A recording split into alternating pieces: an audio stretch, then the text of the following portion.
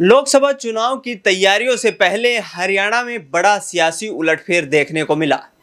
पिछले महीने जिस तरीके से मनोहर लाल खट्टर से बीजेपी हाईकमान ने मुख्यमंत्री पद से इस्तीफा मांग लिया था, उसके बाद ओबीसी वोट बैंक को साधने के लिए आरएसएस की पृष्ठभूमि से जुड़े नायब सिंह सैनी को मुख्यमंत्री की कुर्सी पर बैठा दिया जाता है। इसके बाद तमाम हरियाणा में राज्य संगठन की जो इकाई है उसके तमाम नेता यहां पर नाराज नजर आते हैं। चाहे बात करें अनिल विज की, तो विधायक दल की बैठक से बाहर आ जाते हैं। इसके साथ साथ शपथ ग्रहण समारोह में भी नहीं जाते हैं और बाद में ये कहते नजर आते हैं कि बीजेपी हाईकमान ने जो फैसला किया है वो मेरे लिए एक बॉम्ब शेल जैसा है। दूसरी तरफ बात करें तो पूर्व प्रदेश अध्यक्ष ओम प्रकाश धनखड़, पूर्व शिक्षा मंत्री रामविलास शर्मा और इसके अलावा केंद्रीय मंत्री राव इंद्रजीत सिंह, तमाम ये नेता बयानबाजी करते नजर आते हैं कि बीजेपी ने आखिरकार ये फैसला लिया और प्रदेश संगठन के एक भी नेता को इसकी जानकारी नहीं दी। आखिरकार ऐसा क्यों किया गया? आखिरकार ऐसा इसलिए किया गया क्योंकि जननायक जनता पार्टी को गठबंधन से दूर करना था, सरकार से दूर करना था, क्योंकि लोकसभा चुनाव में सीट शेयरिंग को लेकर पेच फंस रहा था।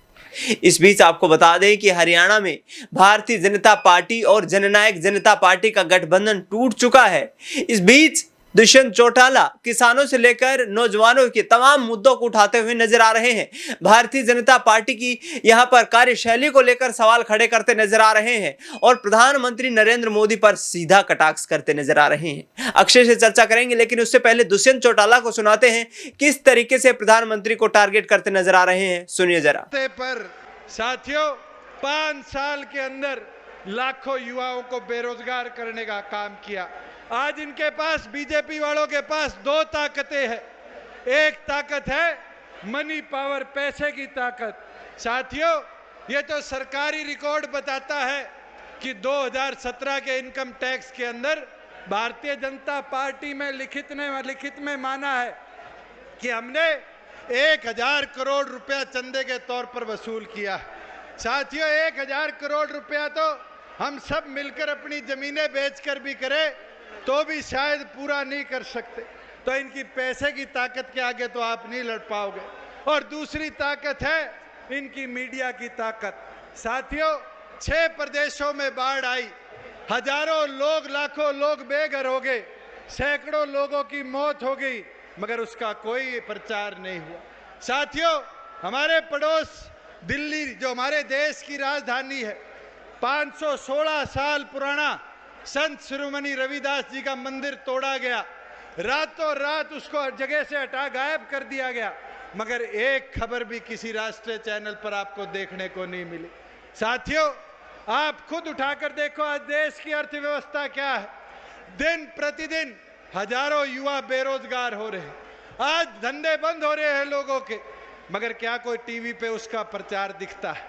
मगर टीवी पे एक चीज जरूर दिखती है, भाई मोदी तो अमेरिका जा लिया, मोदी तो ट्रंप के जप्पी पा लेगा, मोदी तो न्यू कर लेगा।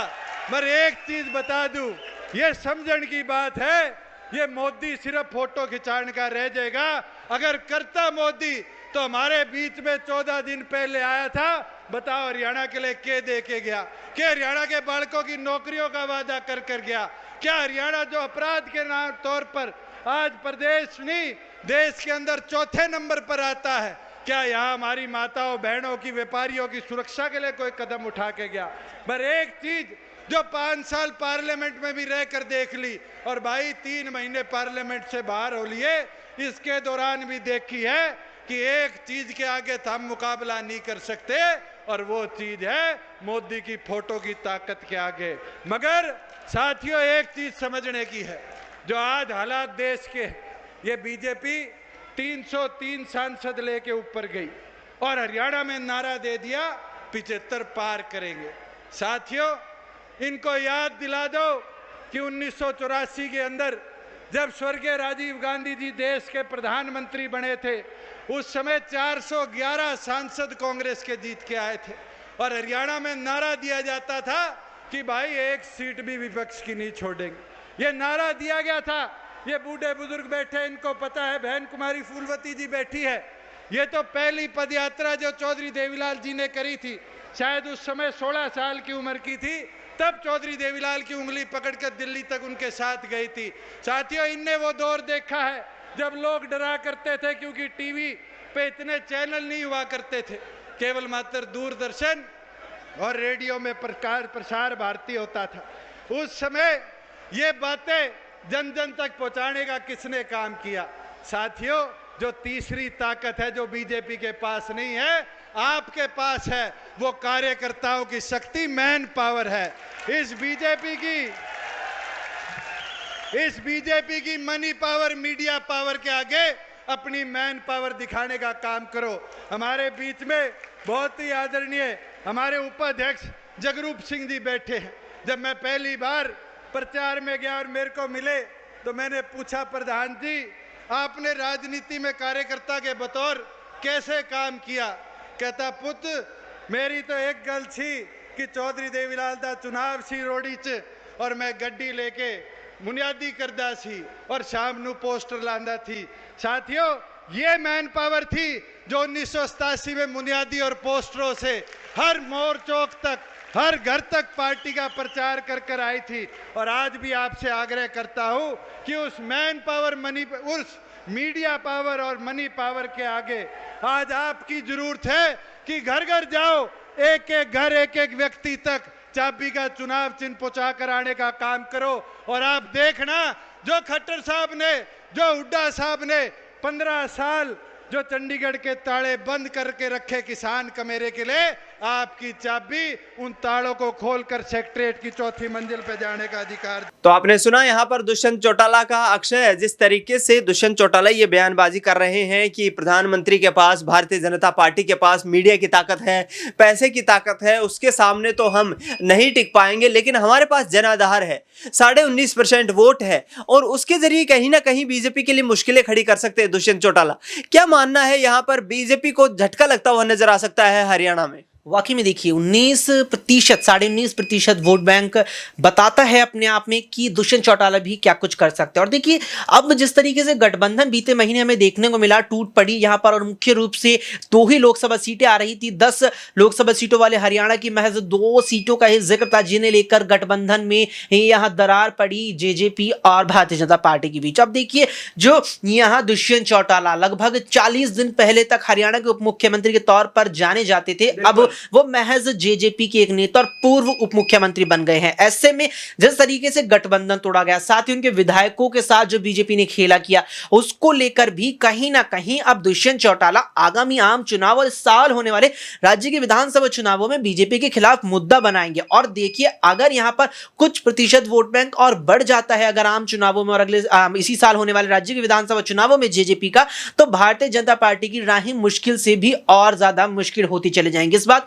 अंदाजा आप इस चीज से लगा सकते हैं कि 2014 में जिस तरीके से मनोहर लाल खट्टर को बीजेपी ने मुख्यमंत्री तो बना दिया था, 19 में भी यहां गठजोड़ करके जीत हासिल कर ली थी, लेकिन इस बार आप देखिए, इस साल राज्य के आखिर में विधानसभा चुनाव होने हैं। सूबे की 90 सीटों पर जनता अपना मत डालने वाली है और जनता अपना मत डालती उससे पहले ही जिसे देखकर मत डालती उसे ही बदल डाला, यानी कि मुख्यमंत्री मनोहर लाल खट्टर को हटाकर नायब सिंह सैनी को पेश कर दिया। कारण यहां पर जेजेपी से गठबंधन और जेजेपी को सरकार से बाहर करने का भी माना जा रहा है, तो कारण यहां पर एंटी इनकम्बेंसी भी है। कारण यहां पर मनोहर लाल खट्टर की सरकार के खिलाफ सूबे में जो एंटी इनकम्बेंसी रही है उसको कुछ हद तक शांत करने के लिए, आप देखिए मध्य प्रदेश में जिस तरीके से बीते साल के आखिर में विधानसभा चुनाव हुए, शिवराज सिंह चौहान तकरीबन 16.5 साल तक राज्य के मुख्यमंत्री रहे, 4 बार यहां पद संभाला, 3 बार पूरा भी किया कार्यकाल, उनको भी बीजेपी आला कमान ने सत्ता विरोधी लहर के चलते पीछे कर दिया था और पीएम के चेहरे पर चुनाव लड़ा गया था। वही चीज बीजेपी यहां लड़ने के मूड में है कि नायब सिंह सैनी को मुख्यमंत्री के तौर पर आगे कर देंगे, एंटी इनकम्बेंसी खट्टर के नाम पर जो थी वो कुछ हद तक शांत हो जाए और विधानसभा चुनाव भी मोदी के नाम पर लड़ लिया जाए। बिल्कुल, यहाँ पर कहीं ना कहीं बीजेपी प्रधानमंत्री नरेंद्र मोदी के नाम पर ही विधानसभा में भी चुनाव लड़ती हुई नजर आएगी। लेकिन अक्षय, जिस तरीके से हरियाणा के सियासी समीकरण हम देख रहे हैं, जेजेपी के प्रदेश उपाध्यक्ष देवेंद्र कादियान की तरफ से कहा गया है कि यदि कांग्रेस पार्टी 2 सीटें भिवानी महेंद्रगढ़ लोकसभा सीट और इसके साथ साथ हिसार लोकसभा सीट हमें देती है तो 8 सीटों पर हम उनको यहां पर सहयोग करेंगे, पूर्ण समर्थन करेंगे। तो क्या कांग्रेस पार्टी और जननायक जनता पार्टी के बीच हरियाणा में गठबंधन स्थापित हो सकता है?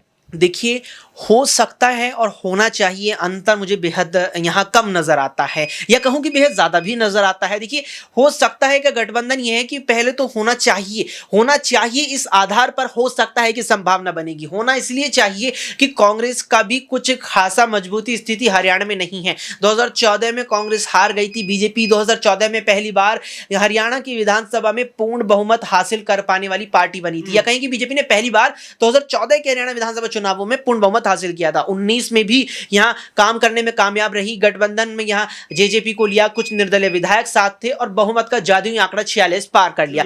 अब अगर देखा जाए तो हरियाणा में कांग्रेस के पास एक भी वर्तमान में सांसद नहीं है। वो अलग बात है कि वीरेंद्र सिंह ने यहां पर बीजेपी छोड़कर दामन कांग्रेस का थाम लिया आम चुनावों के मतदान से कुछ वक्त पहले ही, लेकिन अगर देखा जाए तो बीते चुनावों में कांग्रेस एक भी सीट पर जीत दर्ज नहीं कर पाई थी। साथ ही साथ इस साल राज्य की विधानसभा चुनाव भी होने में, ऐसे में अगर कांग्रेस जेजेपी के साथ गठबंधन कर लेती है केवल कुछ चुनिंदा सीटों पर समझौता करके, तो यहां पर कांग्रेस को फायदा निश्चित तौर पर नजर आ रहा है। कांग्रेस को भी फायदा होगा निश्चित तौर पर, क्योंकि सीटें यहां पर कांग्रेस भी जीतेगी, जो वोट बैंक यहां पर उन्हें जेजेपी का जुड़ करके मिलेगा। बिल्कुल, जिस तरीके से यहाँ पर दुष्यंत चौटाला और कांग्रेस पार्टी के बीच ये चिंतन मंथन का दौर चल रहा है, और हो सकता है कि लोकसभा चुनाव से पहले ही कांग्रेस और जननायक जनता पार्टी के बीच संबंध स्थापित हो और दोनों पार्टियां एक मंच पर आकर भारतीय जनता पार्टी को घेरती हुई नजर आए। फिलहाल इस खास कार्यक्रम में इतना ही। देश दुनिया की तमाम बड़ी खबरों के लिए आप देखते रहिए SPN 9 न्यूज।